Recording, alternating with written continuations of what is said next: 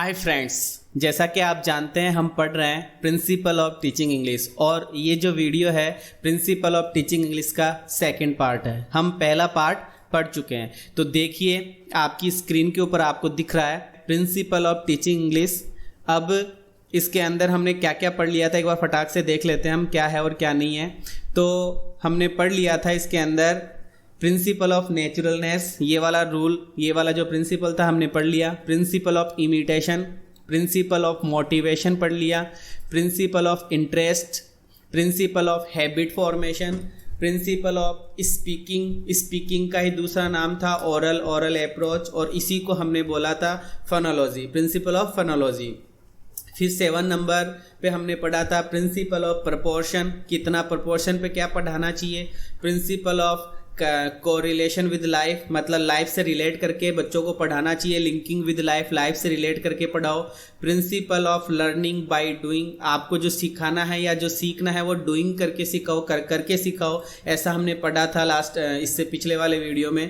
Principal of accuracy and correctness, principle of exposure, principle of concreteness, principle of using mother tongue, principle of proper order, proper order हमने पढ़ा था LSRW, principle of drill, principle of multiple line approach, principle of comprehensible input, principle of purpose, principle of language opportunities, principle of language practices. फिर हमने पढ़ा principle of language aptitude, principle of providing conductive environment, principle of passive and active vocab, principle of reinforcement, principle of remedial teaching, principle of sympathy and cooperation, principle of recognising individual differences, principle of creativity and self expressions. हमने इतना last वाले video में पढ़ लिया था और आज आगे वाला पार्ट है प्रिंसिपल ऑफ सिलेक्शन पढ़ना है, प्रिंसिपल ऑफ ग्रेडेशन पढ़ेंगे, प्रिंसिपल ऑफ प्रेजेंटेशन पढ़ेंगे और प्रिंसिपल ऑफ टेस्टिंग पढ़ेंगे। इनके बाद में जब ये 4 चैप्टर अब पूरे हो जाएंगे उसके बाद में नेक्स्ट वीडियो और आएगा। उस नेक्स्ट वीडियो में हम ये जितने भी प्रिंसिपल हमने पढ़े हैं 32 प्लस लैंग्वेज, इनसे रिलेटेड हम क्वेश्चंस करेंगे। और हो सकता है कि वो क्वेश्चंस, उन क्वेश्चंस के अंदर जब आप उनके आंसर देखोगे, जब आप उनके आंसर करोगे तो इनसे रिलेटेड आपको आंसर भी मिलेंगे और कुछ बातें जो इन वीडियोज़ में रह गई है वो हम उन क्वेश्चंस में पूरा कर लेंगे। तो देखिए आपको आपकी स्क्रीन के ऊपर दिख रहा है, सबसे पहले हम पढ़ रहे हैं principal of selection. Principal of selection के अंदर क्या है और क्या नहीं है इसकी बात हमें करनी है। अब सबसे इंपॉर्टेंट टॉपिक मतलब प्रिंसिपल ऑफ टीचिंग इंग्लिश के अंदर हम जो पढ़ रहे हैं उसमें प्रिंसिपल ऑफ सिलेक्शन है। प्रिंसिपल ऑफ सिलेक्शन के अंदर ये है, इसके नाम से ही समझ में आ रहा है सेलेक्ट करना। सेलेक्ट का मतलब होता है कि आप जो मैटर पढ़ाने जा रहे हैं फॉरेन लैंग्वेज का, आपको फॉरेन लैंग्वेज पढ़ानी है, आपको इंग्लिश पढ़ानी है, तो उस इंग्लिश को पढ़ाने के लिए आपको कौन कौन सी चीजें सेलेक्ट करनी है, बस यही प्रिंसिपल ऑफ सिलेक्शन है। आपको सेलेक्ट क्या क्या किस किस तरीके से सेलेक्ट करना है, इसी को हमें बेस करके इसको पढ़ना है। तो देखिए पहली लाइन में लिखा हुआ है कि टू चूज मतलब चुनाव करना, ए पर्टिकुलर कोर्स, आपको पर्टिकुलर कोर्स चुनना है। जैसे सपोज दैट आपको इंग्लिश की कोई बुक पढ़ानी है तो उसमें से आपको कोई टॉपिक उठाना है, कोई कोर्स उठाना है, पर्टिकुलर विशेष कोई कोर्स उठाना है फॉर पर्टिकुलर क्लास के लिए। जैसे आपको 5th क्लास के लिए कोई 5th क्लास का चैप्टर पढ़ाना है तो आपको क्या ध्यान रखना पड़ेगा, आपको 5th क्लास की बुक उठानी पड़ेगी, ठीक है। उस 5th क्लास की बुक के बाद में आपको 5th क्लास के जो बच्चे होते हैं, 5th क्लास के स्टैंडर्ड तक जो बच्चे होते हैं उनके अकॉर्डिंग आपको वो सिलेक्ट करना है। ऐसे नहीं है कि जैसे आपको 5th क्लास का चैप्टर पढ़ाना है और आपने 10th क्लास का उठा लिया, दैट इज रॉन्ग।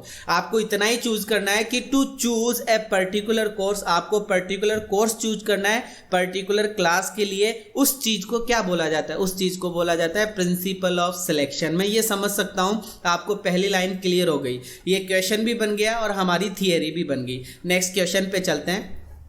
लिखा हुआ है हमारे पास में कि the teacher should select, teacher को सेलेक्ट करना चाहिए। एक टीचर जो होता है, एक अध्यापक जो होता है, उसको चुनाव करना चाहिए, उसको सेलेक्ट करना चाहिए the language material keeping in mind. मतलब आप एक टीचर है तो आपको क्या बात दिमाग में रखनी चाहिए बच्चों को पढ़ाने के लिए। इस पर्पज से हम इसको पढ़ रहे हैं कि आपको बच्चों को पढ़ाना है, आपको 5th क्लास के बच्चों को पढ़ाना है, 6th क्लास के बच्चों को पढ़ाना है, तो आपको आपके दिमाग में क्या बात ध्यान में रखनी चाहिए। तो हमें ध्यान में रखनी चाहिए the physical and mental as of the learner. मतलब जो सामने वाला बच्चा है उसकी एज और उसकी फिजिकल स्ट्रेंथ कितनी है, उसकी मेंटल स्ट्रेंथ कितनी है, वो फिजिक में कितना स्ट्रांग है, वो मेंटल में कितना स्ट्रांग है, ये बात हमें ध्यान रखनी है। हमें लर्नर की एबिलिटी का ध्यान रखना है कि लर्नर की जो एबिलिटी है लैंग्वेज के अंदर, भाषा के अंदर, वो कितनी है, कि जिनको मैं सिखाने जा रहा हूं उनको भाषा कितनी आती है, उसकी कितनी योग्यता है सीखने की,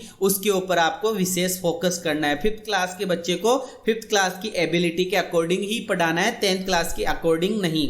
तीसरा पॉइंट हो रहा है इसमें learners standard of the class. वही बात है कि हमें स्टैंडर्ड का ध्यान रखना है। स्टैंडर्ड बोले तो हमें क्लास वाइज हमें पता रखना है कि हाँ इस क्लास के अंदर ऐसे ऐसे बच्चों का ऐसा ऐसा स्टैंडर्ड है, हमें इस अकॉर्डिंग पढ़ाना चाहिए। The expectations of the society, और हमारा समाज, हमारी जो सोसाइटी है वो सोसाइटी क्या एक्सपेक्टेशंस करती है उन बच्चों से, उसके अकॉर्डिंग हमें पढ़ाना है। जैसे हम पेरेंट्स की बात कर ले, बच्चे इंग्लिश मीडियम स्कूल में जाते हैं, उनको यहाँ तक कि इंग्लिश बोलना तक नहीं आती, इंग्लिश तो छोड़ो गाँवों के अंदर तो हिंदी तक बोलना नहीं आती, तो उन जो वो माता पिता है वो क्या एक्सपेक्ट करते हैं अपने बच्चों से कि कम से कम मेरा बेटा या मेरी बेटी हिंदी तो बोले, कम से कम इंग्लिश तो बोले, कुछ नॉलेज तो उनको अच्छा हो, ऐसा वो एक्सपेक्ट करते हैं। तो टीचर को क्या बात ध्यान में रखनी चाहिए, एक तो बच्चों की एज, उनकी एबिलिटी, उनका स्टैंडर्ड और समाज उनसे क्या एक्सपेक्टेशंस करता है, इन बातों पर आपको फोकस करना है। ये हमारा नेक्स्ट पॉइंट था।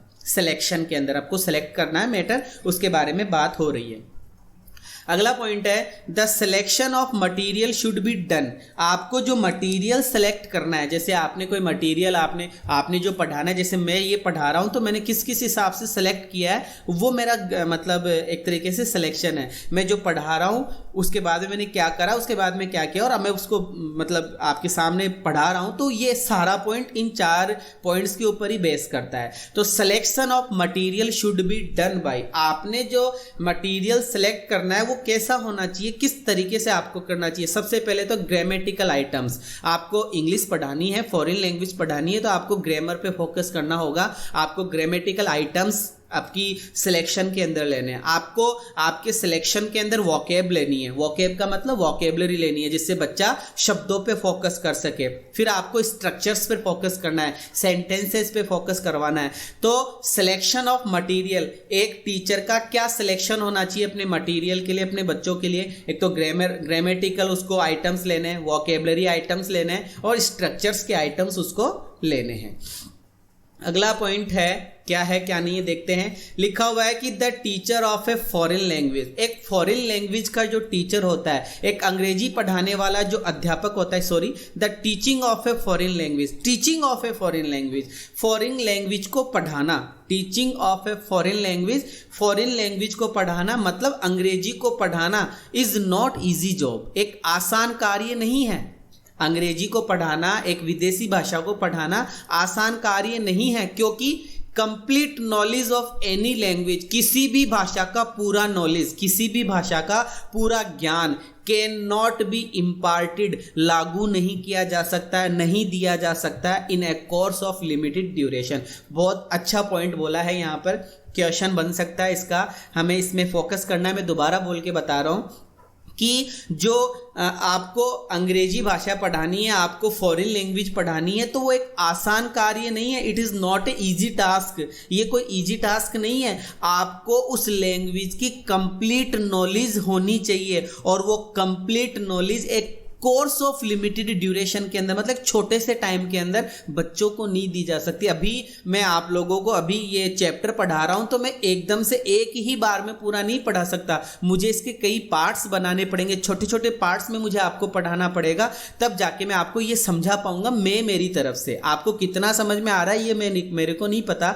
लेकिन मैं मेरी पूरी कोशिश कर रहा हूं, ठीक है। तो कोर्स ऑफ लिमिटेड ड्यूरेशन के अंदर, थोड़े से टाइम के अंदर आप बच्चों को पूरा ज्ञान नहीं दे सकते हैं। इस पॉइंट का मतलब ये था। आगे वाला पॉइंट देखते हैं, this difficulty is removed. This कौन सी, ये वाली मतलब डिफिकल्टी कि आप पूरा ज्ञान एक साथ एक बार में ही बच्चों को नहीं दे सकते हो, ये वाली डिफिकल्टी इज रिमूव्ड। ये वाली डिफिकल्टी आप हटा सकते हैं, कैसे, बाय प्रॉपर सिलेक्शन। तो क्वेश्चन ये बन गया कि एक बच्चे को आपको पूरा ज्ञान देना है, पूरी लैंग्वेज पढ़ानी है, तो क्या आप एक ही बार में पढ़ा दोगे? नहीं, it's not possible, it is not easy job.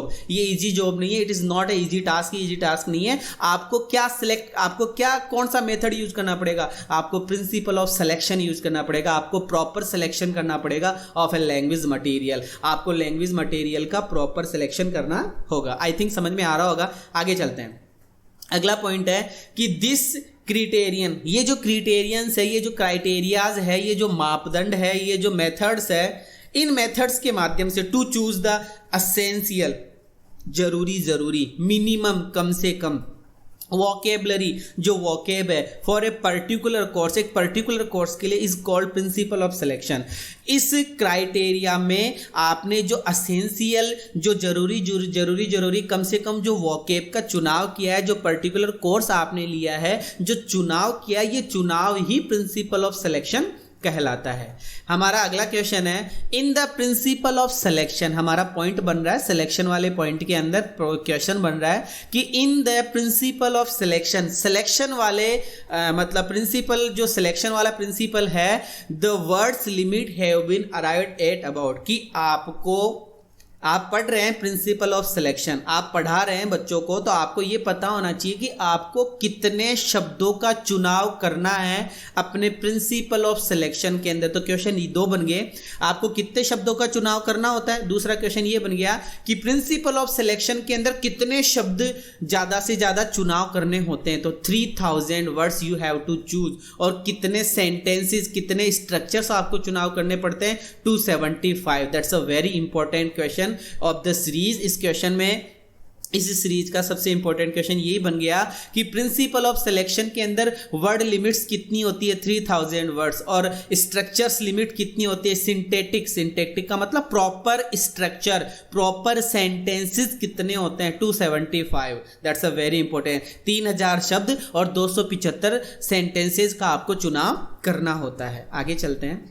हमारा क्वेश्चन तो नहीं है लेकिन फिर भी देख लेते हैं। The selection of the amount, the selection of the amount, आपने जो अमाउंट सिलेक्ट किया है लर्निंग के लिए, लर्निंग मटेरियल के लिए, जो आपको सिखाना है, पढ़ाना है, उस मटेरियल के लिए जो आपने अमाउंट चूज किया है, जो मात्रा आपने सेलेक्ट की है, is made keeping the following principle, किस मतलब कीपिंग द फॉलोइंग प्रिंसिपल्स, आपको कौन कौन से कीप मतलब ध्यान रखने चाहिए, कौन कौन सी चीज़ों का आपको ध्यान रखनी चाहिए। आपको ध्यान रखना चाहिए फ्रीक्वेंसी का, अवेलेबिलिटी का, रेंज का, कवरेज का, लर्न एबिलिटी का और टीच एबिलिटी का। इन बातों का आपको ध्यान रखना है। दोबारा पॉइंट देख लेते हैं। The selection of the amount of learning material, आपको जो लर्निंग मटेरियल का सिलेक्ट करना है, चुनाव करना है, is made keeping the following principle, आपको इन प्रिंसिपल्स का ध्यान रखना है। आपको बच्चों को पढ़ाना है, जैसे मेरे को आपको पढ़ाना था, तो मैंने कौन कौन सी चीज़ों का ध्यान में रखते हुए आपको पढ़ाने की कोशिश करी है। तो आपको जैसे 5th क्लास के बच्चे को पढ़ाना है तो आपको फ्रीक्वेंसी का ध्यान रखना है।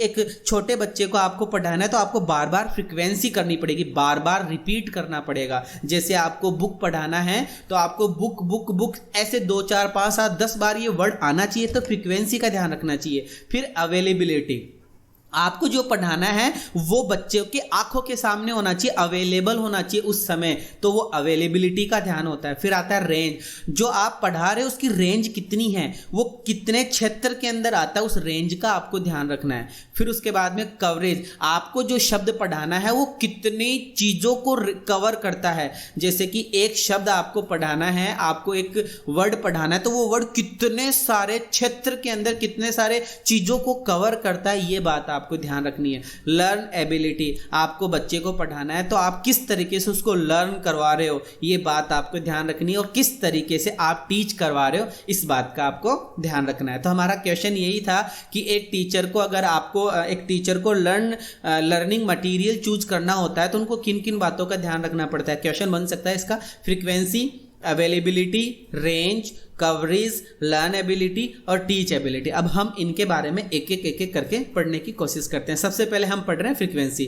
फ्रीक्वेंसी के अंदर देखते हैं क्या है क्या पॉइंट नहीं है, तो स्टार्ट करते हैं। The principle of frequency, the principle of, question ये बन गया कि फ्रीक्वेंसी किसका पार्ट है। The frequency, the principle of frequency is the part of the principle of selection. मतलब प्रिंसिपल ऑफ फ्रीक्वेंसी किसका पार्ट है, सिलेक्शन का पार्ट है। क्वेश्चन पूछा भी गया है, पूछ भी सकते हैं, तो देख लीजिए कि the principle of frequency, principle of frequency के अंदर एम एट का मतलब उद्देश्य होता है। मतलब आपको फ्रीक्वेंसी पढ़ानी है, मतलब फ्रीक्वेंसी वाला चैप्टर, प्रिंसिपल वाला जो सिद्धांत है वो लेना है, तो आपको क्या एम होता है, उसका उद्देश्य क्या होता है, सिलेक्टिंग दोज वर्ड्स, उन शब्दों का चुनाव करो। फ्रीक्वेंसी में उन शब्दों का चुनाव करो, उन स्ट्रक्चर्स का चुनाव करो which are used very frequently in the language, जो भाषा के अंदर बार बार आते हैं, जो भाषा के अंदर बार बार आते हैं। जिस भाषा को आप पढ़ाने जा रहे हैं, जिस सेंटेंसेज को आप पढ़ाने जा रहे हैं, जिस लैंग्वेज, जिन जिन वर्ड्स को आप पढ़ाने जा रहे हैं, उनके अंदर आपको ये बातें ध्यान रखनी है। उन शब्दों का आपको चुनाव करना है उस क्लास के अंदर जिसमें आप उनको बार बार बोलेंगे, आप उनको बार बार रिपीट करेंगे। उन शब्दों का, उन सेंटेंसेज को आपको ज़्यादा चुनाव करना है। ये आता है फ्रीक्वेंसी के अंदर। और देखते हैं, The words and the structure should be used in their day to day life। आपको उन्हीं शब्दों को, उन्हीं सेंटेंसेस को पढ़ाना चाहिए जो डे टू डे लाइफ के अंदर आते हैं, जो दिन प्रतिदिन की जो क्रिया करते हैं, दिनचर्या करते हैं, उन शब्दों का चुनाव करना चाहिए। आप एक तो बड़े लेवल पर ना सोचे, अभी आप तो रीट की तैयारी कर रहे हैं, लेकिन आप ये सोचो कि मैं केवल 4th क्लास के बच्चे को पढ़ा रहा हूँ, मैं 3rd क्लास के बच्चे को पढ़ा रहा हूँ, तो आप उसको कैसे सिखाओगे। आप ऐसे सिखाओ ना, आपको कंप्यूटर के ऊपर सिखाना, तो आप तो कंप्यूटर बोलो उसके सामने, ये कंप्यूटर वो कंप्यूटर, ये कंप्यूटर वो कंप्यूटर तो सीख ही जाएगा कम से कम। तो यही फ्रीक्वेंसी होती है कि day to day life words का यूज करो, जैसे कि ये रुमाल है बच्चों, ये टाउल है, ये अलमीरा है, ये जग है। ऐसे शब्दों का आप चुनाव करो जो उसकी डे टू डे लाइफ के अंदर आए, अगर आपको सिखाना है तो। कौन सी लैंग्वेज, फॉरेन लैंग्वेज। आगे चलते हैं। बाई फ्रीक्वेंसी, फ्रीक्वेंसी का मतलब बार बार उसको रिपीट करना। बाई फ्रीक्वेंसी वी मीन, हमारा मतलब है anything that is occurring often, जो अकरिंग ऑफन, अकरिंग मतलब आए, ऑफन मतलब अक्सर, उन शब्दों को चुनाव करो जो बार बार उसके दिमाग में आए और फ्रिक्वेंटली आए, बार बार आए। दोनों का मतलब यही है। अकरिंग ऑफन का मतलब भी फ्रिक्वेंटली होता है, फ्रिक्वेंटली का मतलब भी अकरिंग ऑफन होता है। तो आपको उन्हीं शब्दों का चुनाव करना है जो शब्द उसकी दिनचर्या में बार बार आते हो। ठीक है, अगला पॉइंट है हमारा अवेलेबिलिटी।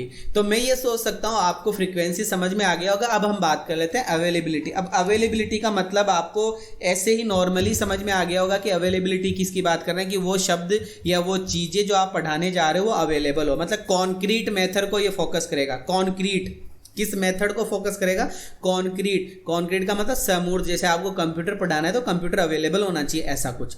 कि अवेलेबिलिटी की बात करते हैं, इसके अंदर क्या है और क्या नहीं है। तो देखिए क्वेश्चन ही बना हुआ है यहाँ पर कि the words and the structures, वो शब्द या वो सेंटेंसेस विच आर सेलेक्टेड, जो सेलेक्ट किए गए हैं, जो सेलेक्ट किए जाते हैं फॉर ए क्लास, एक क्लास के लिए, वो कैसा होना चाहिए, शुड बी कॉन्वीनियंट टू टीच। सबसे इंपॉर्टेंट बात, कॉन्वीनियंट होने चाहिए। कॉन्वीनियंट का मतलब सुविधाजनक होने चाहिए टू टीच। जो चीज, जो मैटर आप पढ़ाने जा रहे हैं, जो शब्द, जो सेंटेंसेस आप पढ़ाने जा रहे हैं, वो शब्द और सेंटेंसेस कॉन्वीनियंट होने चाहिए। कॉन्वीनियंट का मतलब सुविधाजनक आपके पास में होने चाहिए।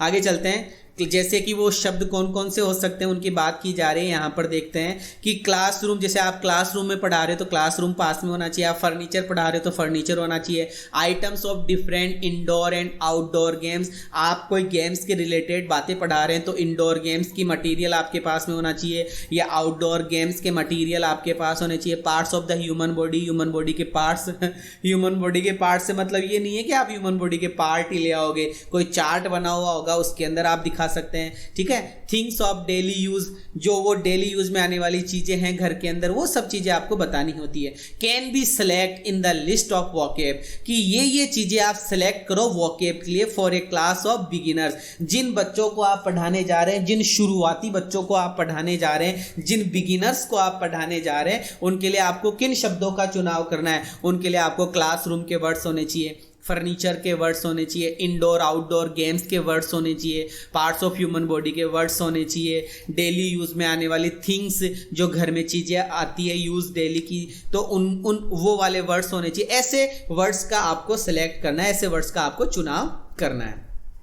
इन स्कूल के अंदर ए स्टूडेंट, जो एक विद्यार्थी होता है, फेसेज स्कूल सिचुएशन, स्कूल के अंदर बच्चा स्कूल की सिचुएशंस को फोकस करता है। ये फर्नीचर है, ये टीचर है, ये बोर्ड है, ये ब्लैक बोर्ड, ये ग्रीन बोर्ड है, ये वाइट बोर्ड है, ये मार्कर है, ये चौक है, ये डस्टर है, इस तरीके की कई बातें। एट होम पर ही faces home related words, home जब वो घर पे होता है तो वो घर से रिलेटेड बातों को फोकस करता है, जिस फील्ड में रहेगा उस फील्ड की बातों को वो फोकस करता है। तो ऐसे शब्दों का आपको चुनाव करना है और चुनाव करके आपको उनको मतलब इस तरीके से आपको फेस करना है। अंडर सच सर्कमटेंसेस, ऐसी परिस्थितियों में, ऐसी सर्कमटेंसेस, ऐसी स्थितियों में it becomes necessary to draw up a list situation, आपको नेसेसरी ड्रॉ अप करना है। आपको मतलब ड्रॉ का मतलब खींचना होता है, तो खींचने से मतलब है यहाँ पर लिखना। आपको ऐसे शब्दों को लिखना है, लिस्ट बनानी है ऑफ द सिचुएशन। ऐसे शब्दों के आपको क्या बनानी है, लिस्ट बनानी है। यही चीज़ क्या होती है, आपको इसी चीज़ पे फोकस करना है। हमने यही पढ़ा है, यही चीज़ अवेलेबिलिटी में आता है। आप वही चीज़ लो जो आपके पास में अवेलेबल है, आप उन्हीं शब्दों का चुनाव करो जो आपके पास में अवेलेबल है। आगे चलते हैं, क्या बता रहा है इस वाले पॉइंट में, देखते हैं कि the student of the age group 11। अब हम बात करते हैं 11 या 11+, कि वो बच्चा जो 11 साल का है या 11 साल से बड़ा। अब 11 साल का बच्चा कौन सी क्लास में हो सकता है, देख लो, 11 से 3 8 9 मतलब 7th 8th क्लास में या 6 7 8 वाली क्लास में होता है। तो the student of the age group 11+, वो बंदा जो 11 साल का है या 11 साल से ऊपर का है, मस्ट बी फेमिलियर, वो फेमिलियर होता है, वो परिचित होता है with the names of the house hold furniture, वो घर के फर्नीचर से परिचित होता है कि हाँ ये टेबल है, हाँ ये मेज़ है, इस तरीके के कई मतलब वर्ड्स जो उसको पता होते हैं। फूड, खाने के बारे में उसको पता होता है। फूड डिसीज मतलब ये बर्तन वगैरह उसको पता होता है। वेजिटेबल्स उसको पता होता है। क्लासरूम इक्विपमेंट उसको पता होता है, फ्रूट्स वगैरह, क्रॉकरी वगैरह, ड्रेसेज वगैरह एटसेट्रा। तो इन शब्दों का उसको पता होता है कि the student of the age group 11+, जो 11+ का स्टूडेंट होता है, वो उसको जानकारी होनी ही चाहिए। नहीं भी होती है तो आप उसको जानकारी करवाओ घर के फर्नीचर के बारे में, फूड डिशेज के बारे में, वेजिटेबल्स के बारे में, क्लासरूम इक्विपमेंट्स, क्लासरूम के जो सामग्री, इक्विपमेंट सामग्री, उनके बारे में आप उसको बताओ। फ्रूट्स के बारे में बताओ, क्रॉकरी के बारे में बताओ, ड्रेसेज के बारे में बताओ। ये चीजें आपको उसको बतानी पड़ती है, किसमें, अवेलेबिलिटी के अंदर या फिर सिलेक्शन, प्रिंसिपल ऑफ सिलेक्शन के अंदर। ऐसे शब्दों का आप चुनाव करो। फिर है words of highest frequency are chosen from each of these related situation और आइटम सेपरेटली। देखो क्या बात कर रहे हैं, देखते हैं कि words of highest frequency are chosen, उन्हीं शब्दों का चुनाव करो जो फ्रीक्वेंट हो, जो बार बार आए। From each of these related situation, जो एक सिचुएशन से दूसरी सिचुएशन को रिलेट करे, और आइटम सेपरेटली, और अलग अलग आइटम्स हो। जैसे कि आपने फर्नीचर को लेना है तो आपको फर्नीचर से रिलेटेड कि हाँ ये कुर्सी हो गई, कि हाँ ये मतलब पलंग हो गया, कि ठीक है ये छोटी मतलब जिसको अपन बोल सकते हैं स्मॉल बेड हो गया। इस तरीके के वर्ड्स आपको रिलेट करने हैं, रिलेट करते हुए आपको बताने हैं, समझाने हैं, सिखाने हैं। According to the principle of availability, हम अवेलेबिलिटी पढ़ रहे हैं अभी तक। According to the principle of availability, कि जो अवेलेबिलिटी का जो प्रिंसिपल है, जो सिद्धांत है, उसके अंदर words of the highest availability are selected, उन्हीं शब्दों का चुनाव करो जो अवेलेबल है, सिचुएशन वाइज हो, फॉर द डिफरेंट क्लासेस, अलग अलग क्लास के लिए, अलग अलग सिचुएशन वाइज आपको उन्हीं शब्दों को चुनाव करना है, उन्हीं शब्दों को आपको सेलेक्ट करना है जो अवेलेबल हो। Is it okay? हमने पढ़ लिए 2 पॉइंट। अब हम चलते हैं, पहला हमने पढ़ लिया फ्रीक्वेंसी, दूसरा हमने पढ़ लिया अवेलेबिलिटी। अब हम चलते हैं रेंज, कि जिन शब्दों को आपने सेलेक्ट किया है उसकी रेंज कितनी है। जैसे हम बोलते हैं कि यार आज तो रेंज ही नहीं आ रही, मेरा तो एरिया ही नहीं हो रहा। उस एरिया मतलब जैसे कि अपन बात करते हैं नेट की, हमारे यहाँ तो नेट पकड़ता है ना, अरे हमारे यहाँ तो बहुत गजब का नेट आता है, बहुत अच्छी रेंज है ना। दूरी कितनी टेक्निक फैल जाती है उसकी, वो देखना है। तो देखो, the language item should B so selected that they can be use in different context. आपको उन्हीं शब्दों का चुनाव करना है जो आप उनको डिफरेंट कॉन्टेक्स्ट में यूज कर सके, अलग अलग क्षेत्र में आप उनका यूज कर सके, वो रेंज होती है। अलग अलग क्षेत्र में जिसका यूज किया जाता है, अलग अलग क्षेत्र में जिसका यूज किया जाता है, वो रेंज होती है। जैसे आपने यूज किया रेंज, रेंज के हिसाब से आपको उन्हीं शब्दों को चुनाव करना है, ठीक है। रेंज मीन्स, अब रेंज का मतलब यहां पर समझना है द नंबर ऑफ सिचुएशन, आपने अलग अलग सिचुएशंस में उनको यूज करा। Range means the number of situations, situations अलग अलग परिस्थितियों में आपने उसको यूज करा, उन शब्दों को अलग अलग परिस्थितियों में आपने यूज करा, वो रेंज होती है। इन विच ए वर्ड और ए स्ट्रक्चर, जिसके अंदर एक शब्द या एक स्ट्रक्चर कैन बी यूज किया जा सकता है। इफ ए वर्ड, अगर एक शब्द इज यूज किया जाता है इन ए नंबर ऑफ सिचुएशंस, अलग अलग सिचुएशंस में, खूब सारी सिचुएशंस में अगर यूज किया जाता है, तो it will be considered A पजेज of high range, उसको पजेज ऑफ हाई रेंज दिया जाता है। अगर एक ही शब्द का अलग अलग सिचुएशंस में, एक ही शब्द को, एक ही सेंटेंस को आप अलग अलग सिचुएशंस में यूज कर रहे हैं, तो वो हाईएस्ट रेंज को कवर करता है, हाईएस्ट रेंज वो लेता है। तो हमने पढ़ा फ्रीक्वेंसी, हमने पढ़ा क्या नाम अवेलेबिलिटी, और हमने पढ़ लिया रेंज। अब हम पढ़ने जा रहे हैं कवरेज। कवरेज में क्या कितना कवर करता है, रेंज तो कर ली, अब कितना क्षेत्र वो कवर करता है उसकी बात करेंगे। It means the capacity of an item, इसमें यह है कि एक ही शब्द की कितनी कैपेसिटी है, एक ही शब्द की कितनी कैपेसिटी है कि वो कितना क्षेत्र, कितनी रेंज कवर करता है, ये बात है रेंज में और कवरेज में फर्क। देखो, the language item selected for a group of class, जिस ग्रुप ऑफ क्लास के लिए आपने लैंग्वेज आइटम्स को सिलेक्ट किया है, जिस ग्रुप ऑफ क्लास के लिए आपने लैंग्वेज को सिलेक्ट किया है, शुड बी सो यूजफुल, इतनी यूजफुल होनी चाहिए फॉर द लर्नर्स, लर्नर्स के लिए इतनी उपयोगी होनी चाहिए कि इट्स वन आइटम, इसका एक ही item can be used for many items, एक ही आइटम मेनी आइटम्स में कवर हो जाए, एक आइटम मेनी आइटम्स में कवर हो जाए। एक तो एक ही चीज अलग अलग जगह उपयोग में आए, वो तो होता है रेंज। लेकिन एक ही शब्द खूब सारे शब्द बन जाए, एक ही शब्द खूब सारे शब्द बन जाए, वो कवरेज होता है। एक ही शब्द खूब सारे शब्दों में कन्वर्ट हो जाए, वो कवरेज। और एक ही शब्द अलग अलग जगह काम में आए, जैसे मैंने बोला KIT, काइट, काइट मतलब पतंग, अब यही काइट दूसरी जगह अलग अर्थ में आ गया, तो वो क्या हुआ, ये तो रेंज हो गई। लेकिन अब इसी काइट से अपन रिलेटेड बहुत सारे वर्ड बना ले, तो वो अलग चीज हो जाती है। जैसे अभी एग्जाम्पल्स के रूप में देखते हैं। इन इंग्लिश, पहले पढ़ ले।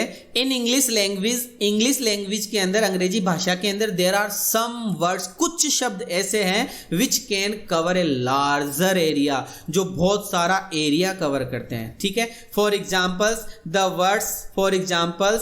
वर्ड्स हम बात कर रहे हैं। For example the words head, यहीं रुकूंगा मैं, इसी पे फोकस करो कि एक शब्द है हेड नामक शब्द, जो इंग्लिश का शब्द है, इसको अलग अलग मतलब कवरेज में कैसे लिया जाए। अब जैसे आप हेड तो जानते हैं, तो एक तो हेड ऑफ पर्सन, एक व्यक्ति का हेड मतलब सिर हो गया। फिर हेड ऑफ स्कूल, स्कूल का जो मुख्य प्रधान व्यक्ति है वो हो गया। Head of the state, state का हेड जैसे अपना CM हो गया। हेड ऑफिस अलग जगह होता है, हेड क्वार्टर अलग जगह होता है। हेड ऑफ कॉइन का head part, head and tail अपन बोलते हैं। हेड ऑफ स्टिक का हेड मतलब ऊपर वाला हिस्सा। हेड ऑफ शटल कॉक, मतलब एटसेट्रा। ये जितने भी पॉइंट आपने पढ़े, इससे आपको ये समझ में आया होगा कि हमने अगर एक ही शब्द को एक ही शब्द को खूब सारे शब्दों में कन्वर्ट कर दे, एक ही शब्द को खूब सारे शब्दों में कन्वर्ट कर दे, तो वो तो कवरेज हो गया। और एक ही शब्द को अलग अलग जगह उपयोग में किया जाए, वो रेंज हो गई। तो head of person, head of school, head of state, head of office, head quarter, head of coin, head of stick और हेड ऑफ शटलकॉक एटसेट्रा। अब आगे देखते हैं और कि इन एग्जाम्पल्स के अंदर the word head, in examples के अंदर जो वर्ड हेड इज यूज किया गया है फॉर सो मेनी थिंग्स, कई चीजों के लिए। So it is having a large coverage, इसलिए इसका कवर क्षेत्र कितना है, खूब ज्यादा है। अब हम पढ़ रहे हैं लर्न एबिलिटी। लर्न एबिलिटी में कुछ नहीं है, इजी टू लर्न, आसानी से पढ़ाओ, इतना ही है कि the language item selected for the learner, जिस लर्नर के लिए आपने आइटम सेलेक्ट किया है, लैंग्वेज का आइटम सेलेक्ट किया है, उसको इजी टू लर्न। इस तरीके के वर्ड्स आपको सिलेक्ट करने हैं जो याद करने में, सीखने में, समझने में आसान हो। हार्ड वर्ड्स आपको यूज नहीं करने हैं। Teach ability, easy language item should be selected, easy language item आपको सिलेक्ट करने ताकि आप अच्छे से पढ़ा सके। यही पॉइंट है यहाँ पर कि दे शुड बी इजी, उनको दे शुड बी इजी, वो इजी होने चाहिए for the teachers to teach. अरे भाई टीचर के लिए पढ़ाने के लिए इजी होना चाहिए। अगर मैं मेथड थोड़ा सा इसी चैप्टर को मैं हार्ड लैंग्वेज में लेता तो मैं नहीं आपको एक्सप्लेन नहीं कर पाता। अभी मैं एक्सप्लेन कर पा रहा हूँ, शायद आप समझ पा रहे होंगे with the help of various teaching device. आपको जैसे आपको वेरियस टीचिंग डिवाइस का यूज करके पढ़ाओ। बच्चों को आपको पढ़ाना है, एप्पल पढ़ाना है तो आप एप्पल उसके सामने रखकर बताओ बेटा ये एप्पल है, उसको प्रोजेक्टर पे बताओ ये एप्पल है, आप उसको टीवी पर बताओ कि बेटा ये एप्पल है। तो इस तरीके से आप उसको क्या करो, टीच एबिलिटी करो, उसको इस तरीके से पढ़ाओ। Abstract word should be taught when the student have acquired proficiency in the language. देखो बहुत अच्छा पॉइंट है। मैं बात करता हूं पहले एब्स्ट्रैक्ट की बात ना करके मैं कॉन्क्रीट वर्ड्स की बात करता हूं। सबसे पहले छोटे बच्चों को कॉन्क्रीट वर्ड्स पढ़ाने चाहिए, जग पढ़ाना चाहिए, उसको मृत्यु नहीं पढ़ानी चाहिए क्योंकि वो नहीं जानता मृत्यु क्या होती है। मृत्यु कब पढ़ाओगे? Abstract words. एब्स्ट्रैक्ट वर्ड्स मतलब हिंदी में क्या बोलते हैं आप, पता नहीं, भूल गया। एब्स्ट्रैक्ट वर्ड का मतलब यहां पर ये भाववाचक संज्ञा बोलते हैं। एब्स्ट्रैक्ट वर्ड्स का मतलब ये है जिनको आप देख नहीं सकते, जिनको आप छू नहीं सकते, यू कैन ओनली फील, जिसको आप महसूस कर सकते हैं। ऐसे शब्द आप बच्चों को कब पढ़ाओगे? जब बच्चे बड़े हो जाएंगे। मतलब प्रोफिशिएंसी इन द लैंग्वेज, जब उनको लैंग्वेज में, जब उनको भाषा के अंदर प्रोफिशिएंसी आ जाएगी उनको ज्यादा ज्ञान हो जाएगी, स्पष्टता आ जाएगी, तब जाके आप उनको ये वर्ड्स पढ़ाने हैं आपको। ठीक है, इस तरीके से हमने प्रिंसिपल ऑफ सिलेक्शन पढ़ लिया। अब हम पढ़ने जा रहे हैं principle of gradation. That's a very important point. देखो भाई, आपने बच्चों को पढ़ाना है तो आपने वर्ड्स तो सिलेक्ट कर लिए कि हाँ मुझे ये वर्ड्स सिलेक्ट करने, अब उनको ग्रेड में करो, उनकी ग्रेडिंग करो। ग्रेडिंग का मतलब उनको विभाजित करो, उनको बांटो कि हाँ ये वाले जो शब्द है इन शब्दों को मुझे इस दिन पढ़ाना है और इन वाले शब्दों को मेरे को इस दिन पढ़ाना है। जैसे आपने शब्द लिए रिलेशन वाले शब्द, तो आप एक बार में सारे रिलेशन वाले शब्द पढ़ो। आपने एक बार में शब्द लिए बॉडी पार्ट्स, तो एक बार में सारे बॉडी पार्ट्स पढ़ो। एक बार में पूरे डे पढ़ाओ, एक बार में पूरे मंथ्स पढ़ाओ, एक बार में फ्रूट्स नेम पढ़ाओ, एक बार में एनिमल्स नेम पढ़ाओ। ये होता है ग्रेडेशन। आपको ग्रेड करनी है, आपको बांटना है, शब्दों की कैटेगरी करनी है। That is the gradation. जहां शब्दों की कैटेगरी की जाती है वो ग्रेडेशन कहलाता है। अब इस ग्रेडेशन में कौन कौन से क्वेश्चंस बनते हैं हमारे, वो देख लेते हैं। After selecting the language item, कि लैंग्वेज आइटम को सिलेक्ट करने के बाद में कौन सा पॉइंट आता है? दे शुड बी, मतलब टीचर को should be placed in an order. They should be placed, they का मतलब शब्दों को, कि after selecting the language item, language item को सिलेक्ट करने के बाद में हमें उन्हीं शब्दों को, उन्हीं आइटम्स को ऑर्डर में बांटना चाहिए। ऑर्डर मतलब ग्रेड में बांटना चाहिए। ग्रेड मतलब क्रम में बांटना चाहिए, उनकी कैटेगरी हमें करनी चाहिए। समझ में आ रहा है? और देखो, this placing of language, this मतलब यह है प्लेसिंग ऑफ लैंग्वेज। इस लैंग्वेज मटेरियल को आपने प्लेस किया है, आपने बांटा है, आपने रखा है इन एन ऑर्डर, एक ऑर्डर के अंदर। इज कॉल्ड, इसको क्या कहते हैं? कि जिन शब्दों को आपने प्लेस किया है, रखा है, ग्रेड में बांटा है, ऑर्डर में बांटा है, आपने उनकी कैटेगरी करी है, इस चीज को क्या बोलते हैं? इस चीज को बोलते हैं ग्रेडेशन। इस चीज को क्या बोलते हैं? ग्रेडेशन। ग्रेडेशन का मीन क्या होता है? ग्रेडेशन का मतलब क्या होता है? बांटना होता है। सिंप्लीफाइंग द मैटर, मैटर को सिंप्लीफाइंग करो, मैटर को बांटो, सिंप्लीफाई करो, आसान बनाओ, उसको कैटेगरी वाइज करो। That is the mean of gradation. Next question है कि to simplify the matter, matter को ग्रेड करने के लिए, मैटर को बांटने के लिए, मैटर को सिंप्लीफाई करने के लिए, in such a way that language learning becomes more easy. अगर आपने कोई चैप्टर आपको पढ़ाना है, उस चैप्टर मतलब बच्चों को कोई चैप्टर आपको पढ़ाना है, तो उस चैप्टर से रिलेटेड वर्ड्स आपने सिलेक्ट कर लिए, फिर आपने उनको ग्रेड में बांट लिया, तो बच्चा आसानी से सीखेगा ना। Language learning becomes more easy. Language learning क्या हो जाती है? बिकम्स मोर इजी, इजी हो जाती है। अगला point, principle of gradation involve. Principle of gradation के अंदर क्या क्या चीजें मिली हुई रहती है? अरे भाई, आपको कैटेगरी में बांटना है शब्दों को, तो क्या क्या चीजें इन्वॉल्व करनी है? सीक्वेंस का ध्यान रखना है और ग्रुप का ध्यान रखना है कि किस सीक्वेंस में मुझे बच्चों को पढ़ाना है। सबसे पहले दादा दादी, मामा, क्या नाम है, नाना नानी, इसी प्रकार से पापा मम्मा, इस तरीके के वर्ड्स आपको ग्रेड करने हैं, सीक्वेंस में लाने हैं, ग्रुप में बांटना है। Is it okay? सीक्वेंस का मतलब क्या होता है? बात आती है सर सीक्वेंस क्या होता है? सीक्वेंस का मतलब होता है the arrangement of words and sentences. भैया सेंटेंसेज और वर्ड्स को अरेंजमेंट करो, व्हाट कम्स आफ्टर व्हाट। अरे भाई किसके बाद में क्या आएगा, ये सीक्वेंस होती है। किसके बाद में क्या पढ़ाना है? जैसे मैंने सीक्वेंस में बांटा, मैंने सबसे पहले आपको मोटी मोटी चीजें नहीं पढ़ाई, सिलेक्शन नहीं पढ़ाया, मैंने आपको ग्रेडेशन नहीं पढ़ाया, मैंने आपको क्या नाम प्रेजेंटेशन नहीं पढ़ाया, मैंने आपको टेस्टिंग नहीं पढ़ाया, सबसे पहले ये नहीं पढ़ाया। पहले मैंने छोटे छोटे चैप्टर लिए, इसके बाद में अब मैं लॉन्ग चैप्टर्स में आता हूं। ये होती है सीक्वेंस। Is it okay? आगे चलते हैं। ग्रेडेशन इंप्लाइज, ग्रेडेशन का मतलब क्या होता है? डायरेक्शन करना, एक्सपेंशन करना, वेरिएशन करना, लेंथ ऑफ स्ट्रक्चर्स करना। ये पॉइंट है, आपको याद करना है। ग्रेडेशन क्या चीज इंप्लाइज करती है, ग्रेडेशन क्या चीज बताती है। ग्रेडेशन में हमें क्या क्या चीजों का पता चलता है? ग्रेडेशन में हमें डायरेक्शन का पता चलता है कि कौन सी डायरेक्शन में हम जा रहे हैं, कितना एक्सपेंशन हमें करना है, कितना विस्तार, कितना फैलाव हमें करना है, कितने वेरिएशन हमें यूज करने हैं, और स्ट्रक्चर की लेंथ कितनी होगी, सेंटेंसेज की लेंथ हमें कितनी करनी है। इन बातों का हमें ध्यान रखना है, याद करना है। याद नहीं हो तो रट्ठा मारना है। डायरेक्शन, एक्सपेंशन, वेरिएशन और लेंथ ऑफ स्ट्रक्चर्स, हमें इनकी बात करनी है। जैसे अभी आगे देखते हैं। ग्रेडेशन इज बेस्ड ऑन, हमारा क्वेश्चन है ग्रेडेशन किसके ऊपर बेस्ड होता है? जो आप ग्रेडेशन करने जा रहे हैं, जैसे आपने सिलेक्ट कर लिया वर्ड्स, अब सिलेक्ट करने के बाद में आपको उनको ग्रेड में बांटना, उनको कैटेगरीवाइज करना है। तो आप उनको ग्रेडेशन में कैसे बांटोगे? आप सबसे पहले क्या करो, प्रिंसिपल ऑफ सिंप्लिसिटी। सबसे पहले सिंप्लिसिटी, जो सिंपल वर्ड्स है उनको लो, फिर उसके बाद में फेमिलियर वर्ड को लो, फिर आपको किस तरीके से टीच करना है उन शब्दों को लो, फिर आप एज ग्रुप को देखो, और उसके बाद में आप ग्रुपिंग के अंदर उनको बांट दो। इन बातों का आपको ध्यान रखना है। ग्रुप के अंदर कैसे बांटना है, एज ग्रुप का कैसे ध्यान रखना है, टीचेबिलिटी का कैसे ध्यान रखना है, फेमिलियरिटी का कैसे ध्यान रखना है, सिंप्लिसिटी का कैसे ध्यान रखना है, इन बातों को आपको फोकस करना है। हम इन्हीं शब्दों को पढ़ेंगे। जैसे हमने प्रिंसिपल ऑफ सिलेक्शन के अंदर पढ़ लिया था कि हमें मतलब सबसे पहले फ्रीक्वेंसी वाले शब्दों का ध्यान रखना है, इसी प्रकार से हमें मतलब कवरेज वाले शब्दों का ध्यान रखना है, रेंज वाले शब्दों का ध्यान रखना है। इस तरीके की बात थी। अब यहाँ पर है ग्रेडेशन कैसे करें, simplicity, familiarity, teachability, age group और ग्रुपिंग। सबसे पहले देखते हैं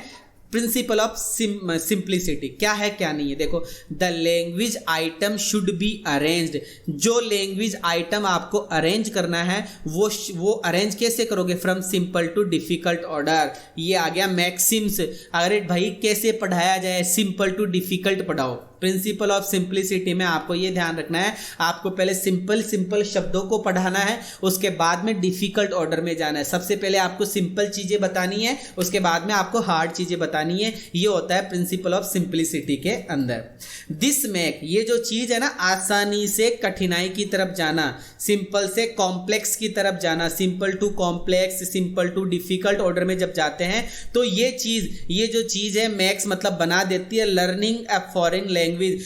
अंग्रेजी भाषा को सीखने में या विदेशी भाषा को सीखने में एक ग्रेजुअल प्रोसेस, इससे ग्रेजुअल प्रोसेस होती है। और ग्रेजुअल प्रोसेस का मतलब होता है रैपिड प्रोसेस, तेजी आती है।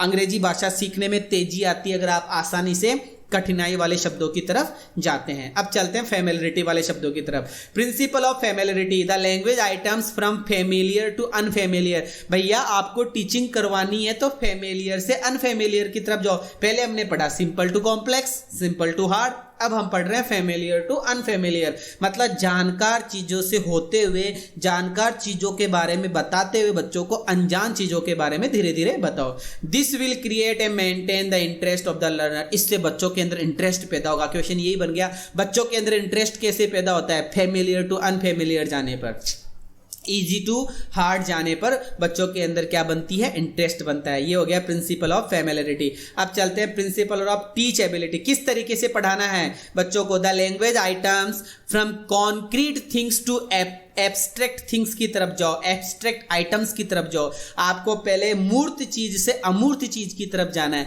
आपको पहले उन चीजों को पढ़ाना है जो हमारी आंखों के सामने हमें दिखती है, और फिर उसके बाद में हमें वो चीजें पढ़ानी है जो हमें दिखती नहीं है। मतलब कॉन्क्रीट टू एब्स्ट्रैक्ट आइटम्स हमें पढ़ाना है। The principle of age group, किन बच्चों को पढ़ाया जाए? Subject matter should be graded. Subject matter इस तरीके से आपको ग्रेड करना है according to age group of learners. बहुत ही इंपॉर्टेंट बात है। यही बात है कि जैसे मुझे पढ़ानी है ये नाम रीड, और मैं तुम्हें पढ़ा रहा हूं फर्स्ट ग्रेड, तो ये गलत बात हो गई। आपको उसी ग्रुप के अकॉर्डिंग पढ़ाना है जिस ग्रुप को आप पढ़ाने जा रहे हैं।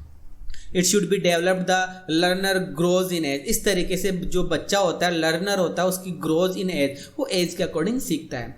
Gradation of the language material according to the different age group is very essential. That's a very important point कि ग्रेडेशन जो होती है ना ऑफ द लैंग्वेज मटीरियल की, जिस भाषा को आपको सिखाना है उस भाषा की जो ग्रेडिंग आपने की है वो अकॉर्डिंग टू डिफरेंट एज, अलग अलग एज के ग्रुप के अकॉर्डिंग होने चाहिए। और ये सबसे इंपॉर्टेंट, वेरी एसेंशियल पॉइंट है, वेरी इंपॉर्टेंट पॉइंट है। ठीक है, तो प्रिंसिपल ऑफ ग्रुपिंग में चलते हैं। ग्रुपिंग के अंदर क्या करना है? ग्रुपिंग कंसर्न, ग्रुपिंग का मतलब क्या है? The system of a language and its structure, कि आपने कौन सा सिस्टम यूज किया है भाषा के लिए, भाषा का सिस्टम और उसका स्ट्रक्चर आपने किस तरीके से यूज किया है, ये ग्रुपिंग के अंदर आता है। ग्रुप करो, उनको डिवाइड करो। कैसे? और देख लो। इट मीन्स, इसका मतलब ये है कि व्हाट वर्ड्स, कौन कौन, मतलब पहले अगर आप ग्रुपिंग करना है तो आप केवल शब्द शब्द लो, आपको फ्रेज पढ़ाने हैं तो सिर्फ फ्रेज लो, आपको मीनिंग बतानी है तो मीनिंग लो, आपको साउंड बताना है तो साउंड लो। तो ये ग्रुपिंग होती है। मेरी बात क्लियर हो गई आई थिंक, कि words, phrases, meaning, sounds are to be taught. इस तरीके से आप बच्चों को पढ़ाओ। Grouping can be classified, grouping को किस प्रकार से क्लासिफाई किया जा सकता है? As under group. किस, ये बहुत बड़ा पॉइंट है। ग्रुप कैसे करेंगे भैया? सब कुछ पढ़ लिया हमने, फ्रीक्वेंसी, क्या नाम, अपने फैमिलियरिटी पढ़ ली, अपने टीच एबिलिटी पढ़ ली, अब हम पढ़ रहे हैं ग्रुप। भैया ग्रुप का नाम आते ही ये समझ में आ गया कि कैटेगराइज, बांटना है, लेकिन मैं किस तरीके से बांटूं, कौन कौन से ग्रुप्स का मैं यूज करूं? तो ग्रुप्स खूब सारे हैं, आपको फोकस करना है इन सारे ग्रुप्स के ऊपर। सबसे पहले फनेटिक ग्रुपिंग, आपको फनेटिक मतलब साउंड के अकॉर्डिंग शब्द लेने हैं और उन्हीं शब्दों को पढ़ाना है। आपको लेक्सिकल सिचुएशन, लेक्सिकल सिचुएशन का मतलब एक शब्द आपने लिया तो उस शब्द से रिलेटेड कौन कौन से शब्द आगे, उन शब्दों को आपको फोकस करना है। मदर, फादर, टीचर, है ना, मदर, फादर, ब्रदर, सिस्टर, ये सब लेक्सिकल मतलब एक ही ग्रुप के शब्द आते हैं। ग्रामेटिकल ग्रुपिंग, आपको ग्रामेटिकल ग्रुपिंग, अरे ग्रामेटिकल का मतलब ही स्ट्रक्चर है, ग्रामेटिकल और स्ट्रक्चर सेम है, ग्रामेटिकल और स्ट्रक्चर सेम है। अभी देख लेंगे, जैसे आपको इजारेम पढ़ाना है तो इजारेम से रिलेटेड शब्द ही लो, आपको वॉजवर पढ़ाना है तो वॉजवर से रिलेटेड शब्द ही लो। ये ग्रामेटिकल भी हो गया, स्ट्रक्चर भी हो गया। फिर सिमेंटिक ग्रुपिंग, इन सभी को हम एक एक करके देखते हैं। सबसे पहले चलते हैं फनेटिक ग्रुपिंग, और फनेटिक ग्रुपिंग के अंदर क्या क्या आते हैं देख लीजिए। Words having the same sound, मैंने आपको पहले बता दिया, जिसके अंदर साउंड की बात की जाती है, are placed in an group order, एक ही ऑर्डर में। देखो जैसे कैट, इसमें ए का साउंड है, बैट, इसमें ए का साउंड है, मैट, ए का साउंड है, पेट, सेट, सब में ए का साउंड था, तो हमने फनेटिक ग्रुपिंग के अंदर इसको लिया। रव, बव, टव, गौ, ये सब में ए ऊ का साउंड था, तो ये सब हमने पढ़ा etcetera.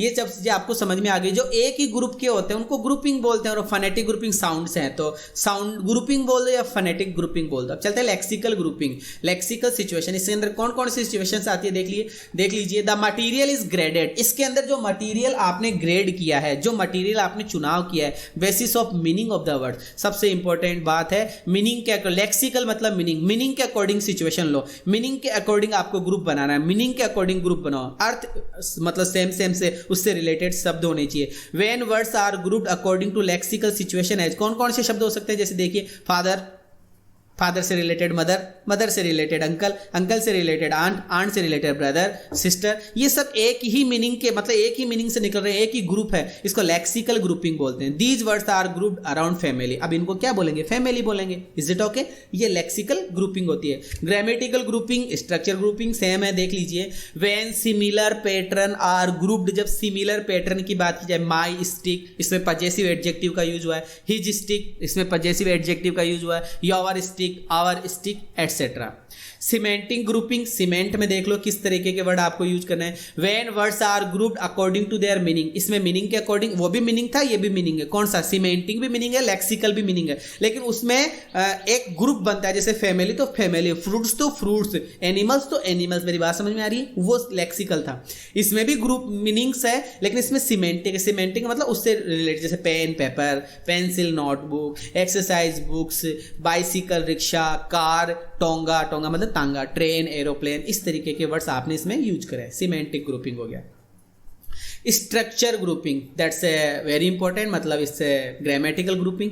Grading can be done grading मतलब structure grouping grading can be done on the basis of sentence structure, sentence के स्ट्रक्चर के अकॉर्डिंग लो। इन सच ग्रेडिंग, इस ग्रेडिंग के अंदर वन स्ट्रक्चर इज गिवन, एक स्ट्रक्चर दिया जाता है, and the students are required, और स्टूडेंट्स से कहा जाता है कि टू मेक सिमिलर स्ट्रक्चर, ऐसा स्ट्रक्चर आप बना के लाओ बाय चेंजिंग सब्जेक्ट और ऑब्जेक्ट, सब्जेक्ट और ऑब्जेक्ट चेंज कर दो, ग्रामर आपको सेम रखनी है। आई एम सिटिंग तो ही इज सिटिंग, तो सी इज सिटिंग तो Mohan is sitting, my brother is sitting. I think आपको समझ में आ गया होगा, ये स्ट्रक्चर भी है और ये ग्रामेटिकल पोर्शन भी है। This is also called grammatical grouping because rules of grammar are kept into mind while framing new sentences। जब भी आप नया सेंटेंस बनाओगे, जब भी आप स्ट्रक्चर बनाओगे तो आपको दिमाग में ग्रामर तो रखनी ही पड़ेगी ना, तो ये ग्रामेटिकल पोर्शन भी हो गया।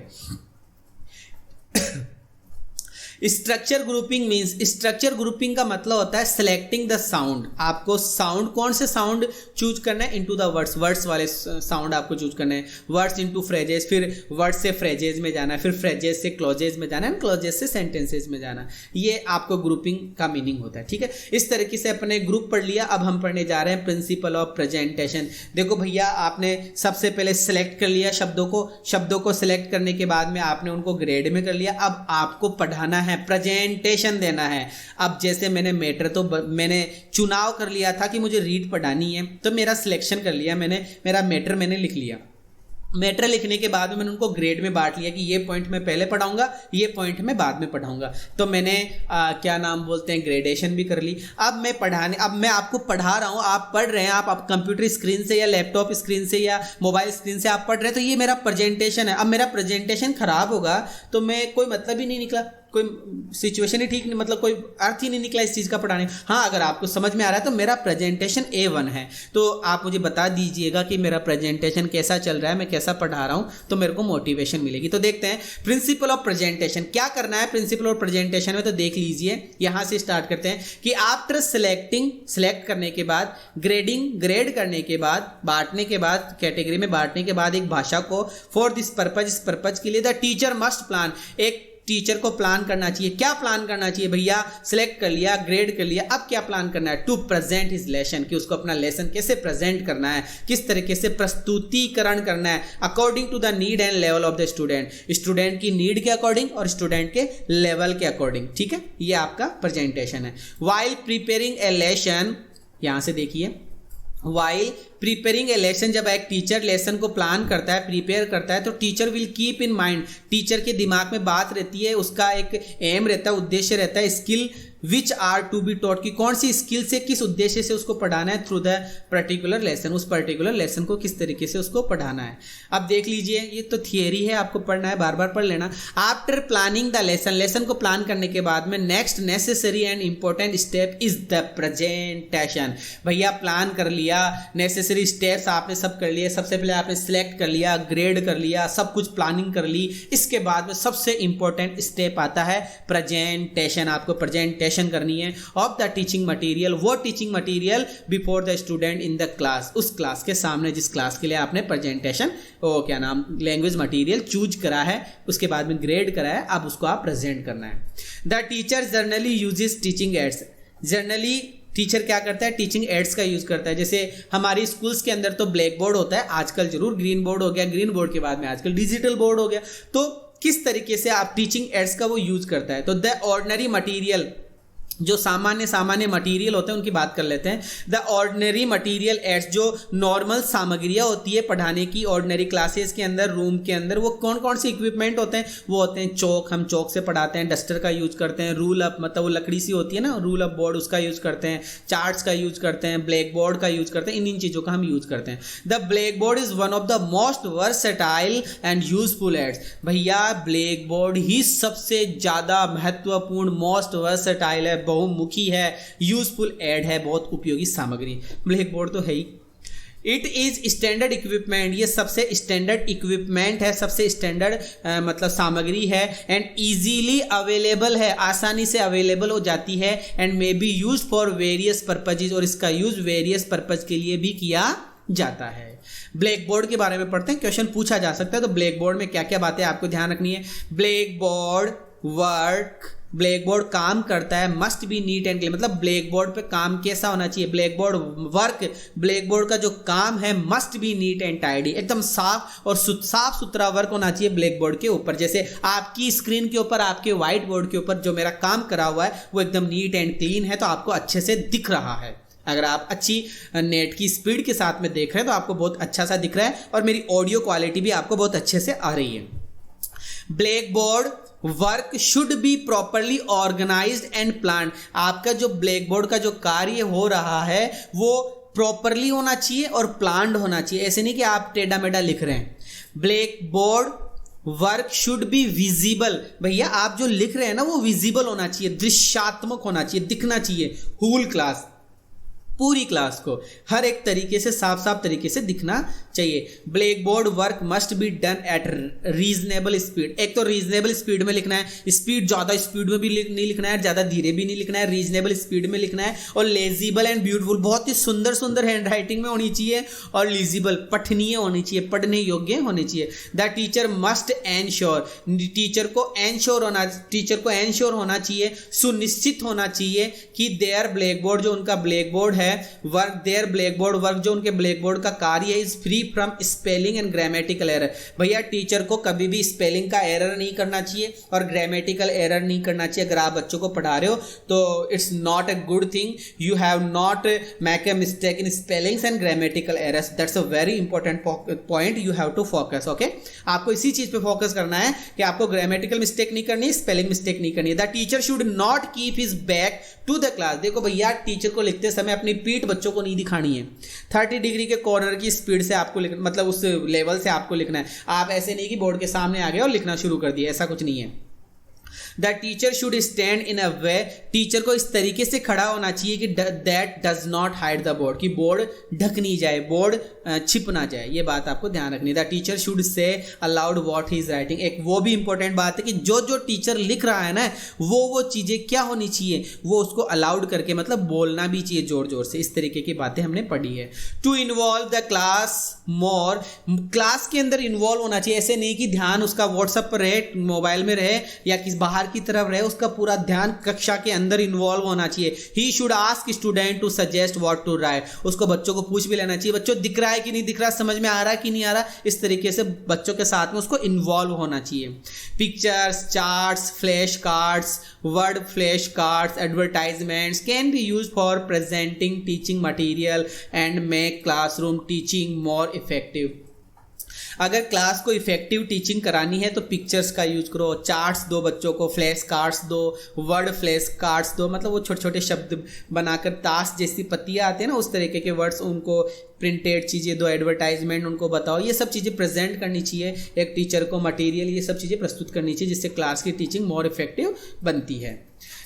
These days, आजकल तो ओवर हेड प्रोजेक्टर्स, जो OHP होता है ना, ओवर हेड प्रोजेक्टर से पढ़ाया जाता है, स्लाइड प्रोजेक्टर से पढ़ाया जाता है, टेप रिकॉर्डर से पढ़ाया जाता है, इन सब चीज़ों को क्लासरूम के अंदर यूज किया जाता है। अधिकतर English medium schools and also government schools भी तैयार कर रही है ये सब चीज़ें।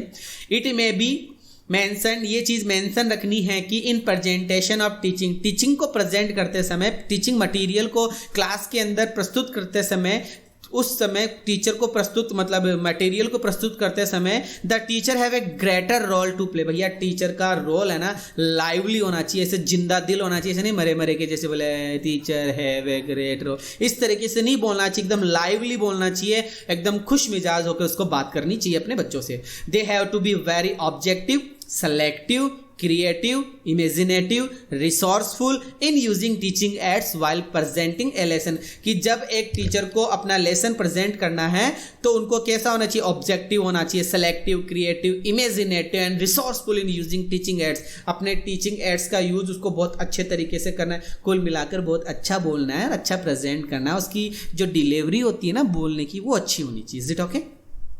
अब हम चलते हैं, वैसे भी वीडियो काफ़ी बड़ा हो गया, अपन ने वो इतने सारे चैप्टर्स पढ़े थे तो ही अपना 1 घंटे में हुआ था, ये 4 में अपना बहुत बड़ा हो जाएगा। फिर भी देखते हैं principal of testing. Principal of testing देखो, मैंने आपको क्या नाम मैटर मैंने चूज कर लिया, फिर मैंने उसको क्या नाम ग्रेड में कर लिया, फिर मैंने अब आपको पढ़ा भी दिया, मैं लास्ट चैप्टर पढ़ा भी रहा हूँ। फिर मैं आपका टेस्ट लूँगा, मतलब जो नेक्स्ट वीडियो आएगा वो एज ए टेस्ट ही होगा, जिसके अंदर हमें खूब सारे क्वेश्चंस पढ़ने हैं, वो वाले क्वेश्चंस पढ़ने जो इनसे हम बनाएंगे और वो वाले क्वेश्चन हमें पढ़ने हैं जो हमने पढ़ाए नहीं है। Is it okay?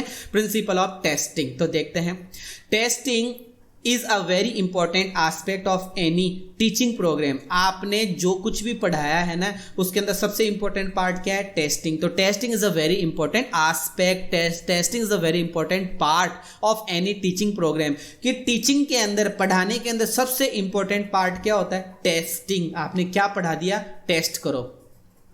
Testing the second language, अंग्रेजी भाषा का या विदेशी भाषा का टेस्ट लेते समय इज डिफरेंट होता है from the testing the mother tongue. भैया मातृभाषा की टेस्टिंग करना अलग होता है और फॉरेन लैंग्वेज की टेस्टिंग करना अलग होता है, क्योंकि हम मातृभाषा में तो कुछ का कुछ भी लिख सकते हैं, लेकिन भैया जो फॉरेन लैंग्वेज होती है उसमें हम हर कुछ नहीं लिख सकते, हमें उपजता ही नहीं है ना, हमें मतलब अंदर से डेवलप ही नहीं होता कि क्या करना है क्या नहीं करना है, इस तरीके की कई बातें। इन लैंग्वेज भाषा के अंदर टेस्टिंग इंपॉर्टेंस, जो टेस्टिंग इंपॉर्टेंस है ना, शुड बी गिवन, मतलब टेस्ट को इंपॉर्टेंस दिया जाना चाहिए। Without test can not be success a person.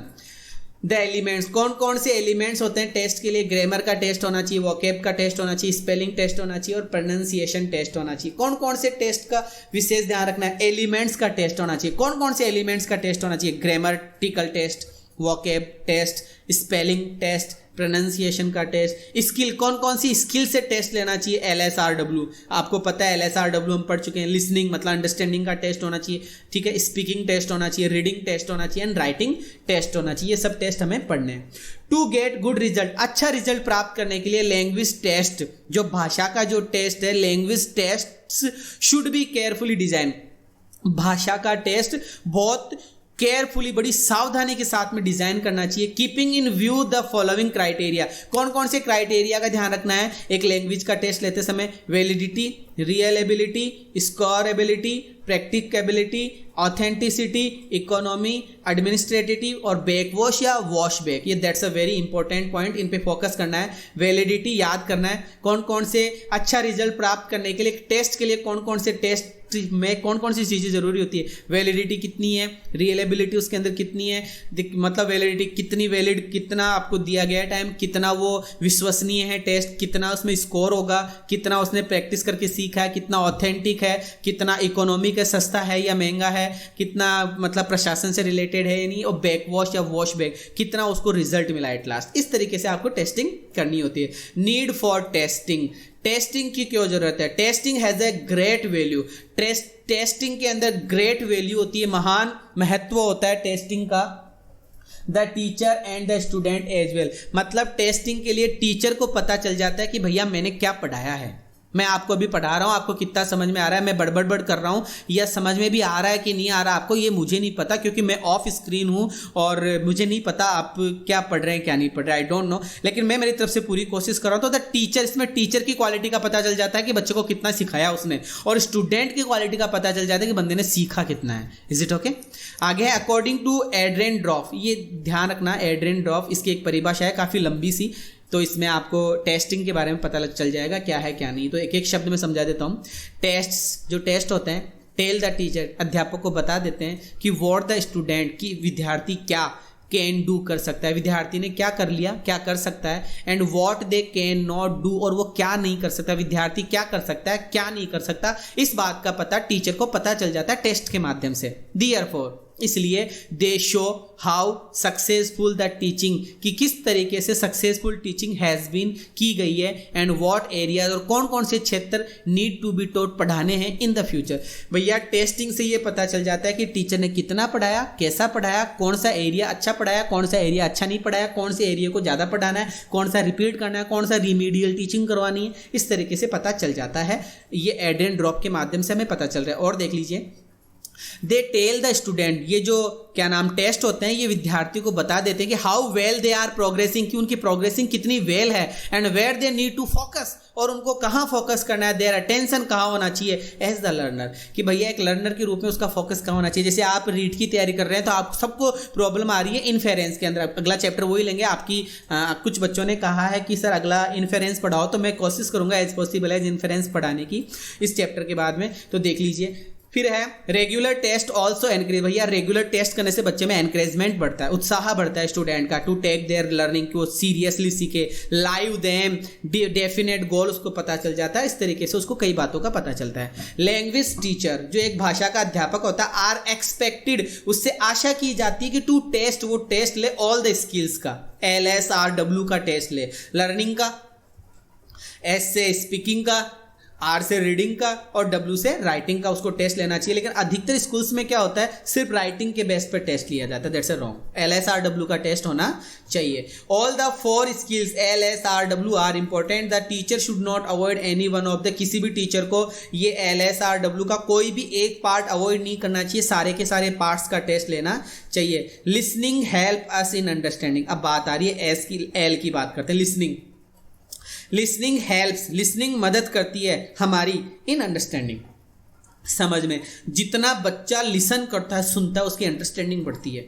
Listening करने से अंडरस्टैंडिंग बढ़ती है, लिसनिंग करने से अंडरस्टैंडिंग बढ़ती है। बात ये ध्यान रखो, जितना सुनोगे उतना समझ में आने लग जाएगा। अरे भैया भाषा को एक छोटा बच्चा होता है, जब बच्चे ने जन्म लिया तो बच्चा मतलब पैदा होते ही बोलने लग जाता है, लिखने लग जाता है, नहीं ना, सबसे पहले वो सुनता है, तो लिसनिंग से उसकी अंडरस्टैंडिंग बनती है, उसका वर्ड पावर बढ़ता है। तो listening helps us in understanding spoken English on radio and television, भैया स्पोकन इंग्लिश बढ़ती है, रेडियो सुनो, टेलीविजन सुनो, स्पोकन इंग्लिश बढ़ जाएगी।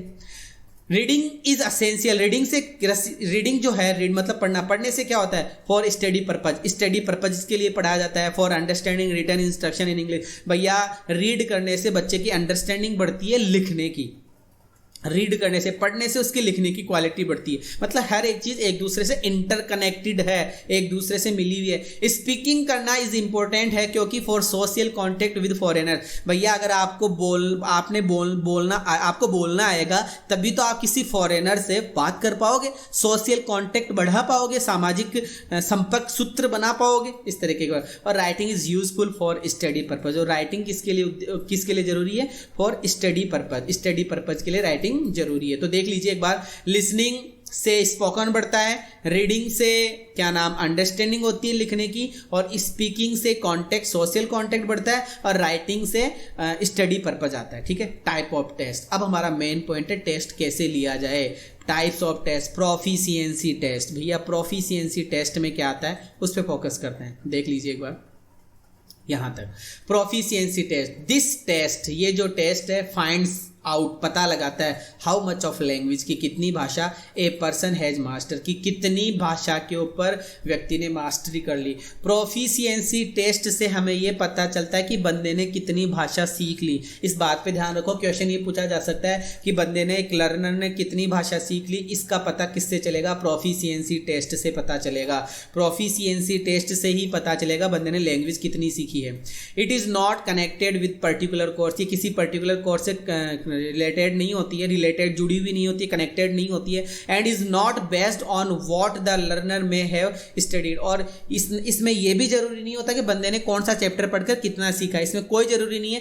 जरूरी इतनी है जैसे कि मैंने कोई पार्ट आपको पढ़ाया तो वो जरूरी थोड़ी है उस पार्ट में से क्वेश्चन पूछ रहा हूँ, नहीं, इस पार्ट को पढ़ने से, पूरे पार्ट्स पढ़ने पर, मतलब पूरे लेसन्स पढ़ने पर बंदे की जो लैंग्वेज के अंदर कितनी कमांड हुई है, लैंग्वेज पर कितना उसने मास्टरी की है, ये पता किस टेस्ट से चलेगा, प्रोफिशिएंसी टेस्ट से पता चलेगा। अगला पॉइंट है अचीवमेंट टेस्ट। अचीवमेंट टेस्ट में क्या होता है उस पर फोकस करते हैं। अचीवमेंट में कितना अचीव किया है, दिस टेस्ट डिटरमाइंस, ये टेस्ट डिटरमाइन करता है how much the material of A course. देखो भैया, एक तो होती है पूरी किताब पढ़ने के बाद में बच्चे ने कितनी लैंग्वेज सीखी, और एक ये है कि उस किताब में से कौन सा मटीरियल उसने ज़्यादा पढ़ा है। कौन सा मटेरियल, कौन से मटेरियल पर उसने अचीवमेंट प्राप्त करी। बात समझ में आ रही है। जैसे कि आपने कोई बुक पढ़नी है, इंग्लिश की बुक पढ़ी, तो इंग्लिश की बुक में आपने 10 लेसन पढ़ लिए। 10 लेसन पढ़ने पर आपकी कितनी कमांड हुई लैंग्वेज के ऊपर, लैंग्वेज के ऊपर कितनी कमांड हुई, ये तो हो गया आपका प्रोफिशिएंसी टेस्ट। और उस 10 लेसन में से आपने कौन सा लेसन सबसे ज़्यादा प्राप्त किया, सबसे ज़्यादा उसको याद किया, वो होता है मटीरियल कोर्स के ऊपर आपने कितना मास्टरी प्राप्त की, अचीवमेंट टेस्ट होता है। This test includes only what has been taught. ये तो वही टेस्ट है जो आपने, जैसे मैंने आपको इस रीट वाला ये प्रिंसिपल ऑफ टीचिंग पढ़ाया और प्रिंसिपल ऑफ टीचिंग पर आपने कितना इसको याद कर लिया, ये कौन सा टेस्ट हुआ, अचीवमेंट टेस्ट हुआ। डायग्नोस्टिक टेस्ट, डायग्नोस्टिक टेस्ट से क्या होता है, इससे ये पता चल जाता है कि अब आपको पढ़ना क्या है, आपने कौन सा एरर कर दिया, आपने इतना पढ़ लिया, अपन को 1 घंटा हो गया पढ़ते हुए, इसमें से आपने कौन सी चीज़ पे ज़्यादा फोकस करा, कौन सी चीज़ आपने याद कर ली। दिस टेस्ट एम एट, इस टेस्ट का मतलब ये होता है कि आपको पता चल जाता है रिमेन्स टू बी टॉट कि मुझे पढ़ना क्या है, इसके अलावा अब इसके अलावा मुझे क्या पढ़ना है। डायग्नोसिस मतलब पता चल जाता है आपको टेस्ट की, हाँ बच्चा ये आपकी कमजोरी है, ये वीकनेस है, इस पे आपको फोकस करना है। टेस्टिंग लैंग्वेज स्किल्स, इसके ऊपर बात करते हैं, ये क्या कह रहा है क्या नहीं कह रहा। Testing language skills, there are 4 language skills, आपको पता है LSRW होती है, listening, speaking, reading and writing. Testing language skills के अंदर 4 पॉइंट आते हैं। LSRW they are generally divided into 2 part, मतलब LSRW को 2 भागों में बांटा गया। आपने पढ़ भी रखा है रिसेप्टिव स्किल, मैंने पहले भी पढ़ाया था, रिसेप्टिव स्किल और प्रोडक्टिव स्किल, रिसेप्टिव स्किल और प्रोडक्टिव स्किल। LSRW एक को छोड़कर है, अगर L हमने पहले ले लिया तो S को छोड़कर R लेंगे, मतलब लिसनिंग और रीडिंग, ये रिसेप्टिव होता है, ठीक है। द रिसेप्टिव स्किल्स के अंदर आ गया लिसनिंग एंड रीडिंग, इसका टेस्ट करेंगे। लिसनिंग एंड रीडिंग एनेबल, सुनना और पढ़ना व्यक्ति को, स्टूडेंट को बना देता है कंटिन्यू लर्निंग करने लग जाता है लैंग्वेज को ऑफ देयर ओन, अपने अकॉर्डिंग। और प्रोडक्टिव स्किल के अंदर स्पीकिंग एंड राइटिंग आता है, स्पीकिंग और राइटिंग आता है, दैट्स अ वेरी इंपॉर्टेंट, दोनों बात ध्यान रखना। अब हम 4 जो पॉइंट है लिसनिंग, इनको मतलब LSRW, इनकी फटाफट क्या देख लेते हैं, इसको पढ़ लेते हैं, ठीक है। वीडियो काफी लंबा हो रहा है लेकिन फिर भी फटाक से देख लेते हैं। सबसे पहले देखते हैं लिसनिंग टेस्ट। लिसनिंग टेस्ट में क्या क्या आता है उसकी बात करते हैं, काफी बड़ा है भाई, देखते हैं। Listening test aim at, listening test का उद्देश्य होता है सुनना। लिसनिंग टेस्ट का उद्देश्य होता है फाइंडिंग आउट, पता लगाना, वेदर की क्या स्टूडेंट कैन हियर, स्टूडेंट सुन सकता है सर्टेन इंग्लिश साउंड, इंग्लिश के शब्द सुन सकता है, एंड डिस्क्रिमिनेट बिटवीन देम, और उनके अंदर डिस्क्रिमिनेट उनके अंदर क्या नाम बोलते हैं वो, डिफरेंस पता लगा सकता है। डिस्क्रिमिनेट का मतलब डिफरेंस, विभिन्नता पता लगा सकता है। लिसनिंग टेस्ट से हमें यह पता चलता है कि एक बच्चा जब लिसन करता है, सुनता है शब्दों को, एक फॉरेनर के मुंह से जब शब्दों को सुनता है, एक फॉरेन लैंग्वेज के शब्दों को सुनता है, तो उससे हमें यह पता चल जाता है कि वो शब्दों के अंदर कितना डिस्क्रिमिनेट कर पा रहा है, कितना डिफरेंस कर पा रहा है। जैसे हम अंग्रेजों की इंग्लिश सुनते हैं तो हमें थोड़ा सा अजीब सा लगता है उनकी इंग्लिश, और जब अपन इंडियंस की इंग्लिश सुनते हैं तो अलग लगता है, sorry this is not possible, मतलब आदि तो वो मन में ही बोलते हैं। तो वो लिसनिंग टेस्ट, उससे हमें पता चल जाता है कि वो कितना डिस्क्रिमिनेट कर पा रहा है। द टीचर में यूज ए टेप रिकॉर्डर, टीचर को टेप रिकॉर्डर का यूज करना चाहिए फॉर द पर्पज। और आपको भी यही, अगर आपको इंग्लिश सीखनी है, फॉरेन इंग्लिश उनकी तरीके से बोलना है, तो आपको फोनेटिक पे फोकस करना पड़ेगा, मतलब लिसनिंग पावर बढ़ानी होगी। Listening test are 2 types, listening test 2 प्रकार के होते हैं, ध्यान रखना, प्योर लिसनिंग टेस्ट और लिसनिंग कॉम्प्रीहेंशन टेस्ट। एक तो प्योर सुनना, सिर्फ सुनना, और एक कॉम्प्रीहेंशन करना, मतलब समझना। कॉम्प्रीहेंशन का मतलब समझना होता है। तो लिसनिंग टेस्ट 2 प्रकार के होते हैं, प्योर लिसनिंग टेस्ट और लिसनिंग कॉम्प्रीहेंशन टेस्ट। इन प्योर लिसनिंग टेस्ट के अंदर साउंड्स पे फोकस करना होता है, स्ट्रेस कितना लगाया बोलने में, इंटोनेशन कौन सी सुर ताल से वो बोला, इन बातों पे फोकस करना होता है। और इन कॉम्प्रीहेंशन टेस्ट के अंदर क्या करना होता है, इन लिसनिंग कॉम्प्रीहेंशन टेस्ट के अंदर the student just listen to the teacher, इसमें टीचर को सुनता है, आंसर देता है question based on the text. Question based मतलब जो टेक्स्ट बुक होते हैं उसके अकॉर्डिंग वो पढ़ता है, सुनता है और बोलता है। The teacher generally ask question which can be answer directly from the text, इसमें सीधा टीचर क्वेश्चन पूछता है बोलकर और बच्चा सीधा उसका जवाब दे देता है। स्पीकिंग टेस्ट, इसमें क्या आता है और क्या नहीं, इसकी बात करते हैं। The teacher ask question teacher ask question, teacher question पूछता है and the student answer them, और स्टूडेंट उसका आंसर देता है। मौखिक परीक्षा, स्पीकिंग टेस्ट का मतलब मौखिक परीक्षा। The teacher gives A printed text, teacher उसको प्रिंटेड टेक्स्ट देता है, मतलब एक किताब देता है स्टूडेंट को, और ask them to read it aloud, और स्टूडेंट को बोलता है, जोर से पढ़ा रहे, बोलते नहीं है हम लोग, जैसे हम पढ़ाते हैं तो बच्चों को बोलते हैं बेटा ये किताब ले, इसको रीड कर, वो स्पीकिंग टेस्ट के अंदर आ रहा है। The teacher gives some words, teacher कुछ शब्द देता है, फ्रेजेस देता है, सेंटेंसेस देता है in the students mother tongue, student की मदर टंग के अंदर वो उसको शब्द देता है, फ्रेजेस देता है, सेंटेंसेस देता है, और ask them to translate them orally, और कहता है कि बेटा इनको अब ट्रांसलेट कर। जैसे मैंने कहा कि उसने लिख दिया कि राम जाता है, तो वो उसको ट्रांसलेट करने के लिए बोलता है राम गोज, है ना, मैं आता हूँ, आई कम, तुम पढ़ते हो, यू रीड, मैं पढ़ा रहा हूँ, आई एम टीचिंग, तुम पढ़ रहे हो, यू आर रीडिंग। इस तरीके के वर्ड्स वो ऑरली टेस्ट करता है। The teacher gives the last some incomplete, क्या बोल रहा है एक बार, the teacher gives the last some incomplete sentences, okay, इसमें ये थोड़ा प्रिंटिंग मिस्टेक है। द टीचर गिव्स देम कर देता हूँ, द टीचर गिव्स देम, इसको हटा देता हूँ, okay, the teacher gives them, teacher देता है बच्चों को सम इनकम्प्लीट सेंटेंसेस, कुछ इनकम्प्लीट सेंटेंसेस देता है, एंड आस्क देम, और उसको बोलता है, बच्चों को बोलता है कि टू कंप्लीट देम, अब इनको पूरा करो। इस तरीके का टेस्ट, ये ध्यान रखना किस किस तरीके के टेस्ट में कौन कौन सी बातें की जा रही है। इनकम्प्लीट सेंटेंस देना स्पीकिंग टेस्ट है, फ्रेजेस इस मतलब प्रिंटेड पेपर देना, और क्वेश्चन आंसर पूछना, ये सब स्पीकिंग टेस्ट में आता है। Reading test, the teacher shows pictures and ask the class to identify and understand words and sentence. The teacher shows picture, reading test में कैसे टेस्ट लिया जाता है? रीडिंग टेस्ट के अंदर बच्चों को पिक्चर दिखाई जाती है और बच्चों से क्लास में बच्चों से पूछा जाता है कि आइडेंटिफाई करो, समझाओ वर्ड्स एंड सेंटेंसेस को। द लर्नर्स आर आस्क्ड, बच्चों को पूछा जाता है to tick the right picture, जैसे उनको कहा इसकी मतलब एलिफेंट, लायन, मंकी, डोंकी, ये पिक्चर्स उनको दिखा दी और एक बच्चे को खड़ा कर दिया और पूछा बच्चा बता बेटा इसके अंदर डोंकी कौन, टिक करो, तो वो टिक करता है। इस तरीके का जो वो रीडिंग टेस्ट में आता है। The teacher reads allowed a passage, teacher जोर जोर से एक पैसेज पढ़ता है एंड डिसाइड्स टू टेस्ट, और डिसाइड करता है टेस्ट लेने का स्टूडेंट्स लिसनिंग कॉम्प्रिहेंशन, के बच्चों ने कितना सुना वो लिसनिंग मतलब कॉम्प्रिहेंशन का पता इससे लगा लेता है। He ask the meaning of words, वो शब्दों का मीनिंग पूछ लेता है बच्चों से। The teacher gives an unseen passage, teacher बच्चों को अनसीन पैसेज देता है टू द क्लास को एंड आस्क द स्टूडेंट्स, और स्टूडेंट से पूछता है कि answer the question that follows it, जो क्वेश्चंस दिए हुए हैं उनके आंसर तुम्हें देने हैं। दीज क्वेश्चंस में बी ऑफ मेनी टाइप्स, ये क्वेश्चन किसी भी प्रकार के हो सकते हैं। लास्ट एंड फाइनल टेस्ट आ गया है राइटिंग टेस्ट। राइटिंग टेस्ट में क्या करना है देखिए कि इन दिस टेस्ट, इस ये तो हम लेते आए हैं, in this test the teacher uses करता है the complete technique to test, ठीक है। पंचुएशन टेस्ट लेता है, स्पेलिंग टेस्ट लेता है, वोकेबलरी टेस्ट लेता है, ग्रामेटिकल स्ट्रक्चर्स का टेस्ट लेता है, हर एक चीज का टेस्ट इसमें वो लेता है। The teacher provide an incomplete piece of writing, इसके अंदर टीचर इनकम्प्लीट, आधा अधूरा कोई पैसेज देता है और उसको बोलता है बच्चों को कि बच्चों इसको भरो। जैसे आजकल तो क्या, जैसे एसएससी सीजीएल के अंदर वो आता है ना, क्या बोलते हैं उसको, क्लॉज टेस्ट, उस प्रकार के क्वेश्चन दिए जाते हैं। कम्युनिकेटिव कॉम्पिटेंस टेस्ट, कम्युनिकेटिव में कम्युनिकेशन की बात होगी, ठीक है, देख लीजिए। These test are based on the communicative approach, ये सिर्फ बोलने के ऊपर डिपेंड करता है। ग्रामेटिकल एक्यूरेसी का पता चलता है, सिचुएशनल अप्रोप्राइटनेस मतलब सिचुएशन कैसी उसका पता चलता है, और फ्लुएंसी किस तरीके से बंदा बोल रहा है इसके बारे में पता चलता है। लास्ट है शायद अब कम्युनिकेटिव परफॉर्मेंस टेस्ट, अब किस प्रकार से इसका परफॉर्मेंस दिया जाता है उसकी अपन बात करते हैं, ठीक है, हो गया। इसके बाद में एक पॉइंट और पढ़ेंगे, मुश्किल से 5 मिनट 10 मिनट की और क्लास होगी, देख लीजिए।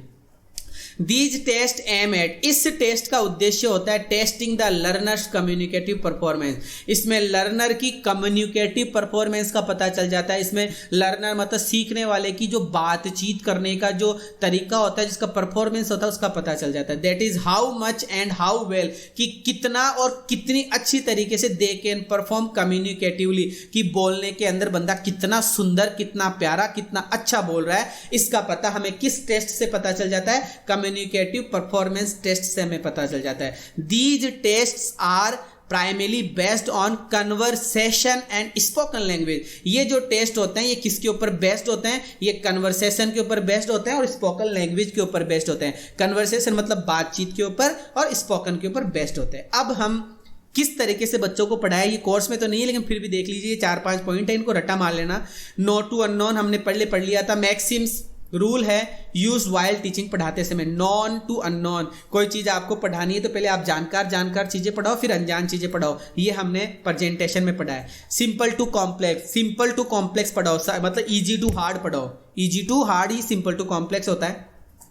कॉन्क्रीट टू एब्स्ट्रैक्ट पढ़ाओ, पहले वो चीजें पढ़ाओ जो आपको बच्चों को दिख रही है, उसके बाद में वो चीजें पढ़ाओ जो बच्चों को नहीं दिख रही है। एनालिसिस टू सिंथेसिस, इसको एनालिसिस करके पढ़ाओ, कोई चीज को बहुत ज्यादा मतलब बड़ा चढ़ाकर बताओ, फिर उसके बारे में उसका संश्लेषण करके बताओ, उसका विस्तार करके बताओ। फिर है induction to deduction, that's a very important. Induction to deduction का मतलब है एग्जाम्पल टू रूल पढ़ाओ, सबसे पहले एग्जाम्पल्स लिखवाओ, उसके बाद में रूल्स बताओ। फिर है साइकोलॉजिकल टू लॉजिकल, साइकोलॉजिकल पढ़ाओ। साइकोलॉजिकल का मतलब साइकोलॉजी होती है मनोवैज्ञानिक तरीके से, उसको लॉजिकल पढ़ाओ। फिर है relate from meaning and contextualise, relate करो किसी भी चीज को फ्रॉम टू मीनिंग से उसको कॉन्टेक्सुअलाइज बताओ, उसका क्या मीनिंग है, क्या उसका पॉइंट आ रहा है, इन सब चीजों पर आपको इसको फोकस करना है। इस तरीके से आपका ये जो चैप्टर है ये कंप्लीट हुआ, जिसकी हमने बात करी थी स्टार्टिंग में भी और अभी भी। प्रिंसिपल ऑफ टीचिंग इंग्लिश हमने पूरा कर लिया है। हमने से मतलब है कि मैंने आपको मेरी तरफ से पूरा कर दिया। अगर आपको ये वीडियो अच्छा लगा है तो पहले वाले वीडियो की तरह ही इसको ज़्यादा से ज़्यादा शेयर करो ताकि मेरे सब्सक्राइबर्स बढ़ सके, मुझे इससे मोटिवेशन मिले और ऐसे जुनून पैदा हो बनाने का। ये सब आप ही के ऊपर डिपेंड करता है। अगर आप इस वीडियो को पसंद करते हैं तो इसको ज़्यादा से ज़्यादा लाइक करो, कमेंट करो, जो चीज़ आपको पूछनी है वो मुझे आप कमेंट बॉक्स में पूछ सकते हैं। Thank you so much for watching.